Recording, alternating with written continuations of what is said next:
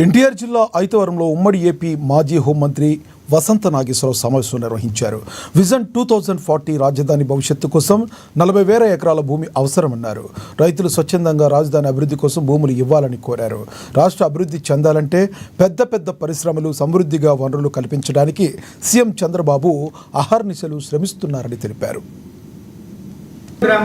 లేకపోతే ఉన్నటువంటి నాయకులు విజన్ 2040 అని అంటున్నారు. దానికోసం రాజధాని భవిష్యత్తు 40,000 ఎకరాలు అవసరం అని అన్నదాని మీద ఇప్పుడు చర్చ జరుగుతుంది కనుక నేను చేశాను. ఒక ఏరోడ్రామ్కో లేకపోతే ఒక పెద్ద స్పోర్ట్స్ సిటీకో వీటికే కాదు.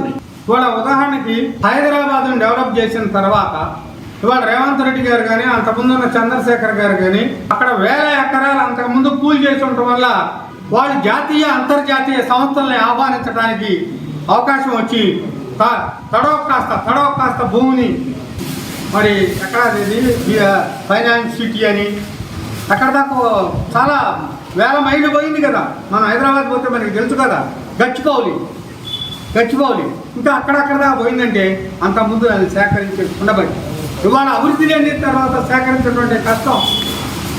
అభివృద్ధి చెందిన తర్వాత మీ ఊరు కానీ మా ఊరు కానీ క్యాపిటల్ కానీ కనుక కొంత సేకరించుంటే భవిష్యత్తు ఏమంటున్నా చాలా 10,000 ఎకరాలు అంటాడు. 50,000 ఎకరాలు అంటే అంతర్జాతీయ స్థాయిలో సిటీ అని అంటున్నారు. కావాలా అంటే తప్పే ఉంది? న్యూయార్క్ అంత అయితే తప్పే ఉంది. ఉన్నటువంటి నాయకులు విజన్ 2040 అని అంటున్నారు. దానికోసం రాజధాని భవిష్యత్తు 40,000 ఎకరాలు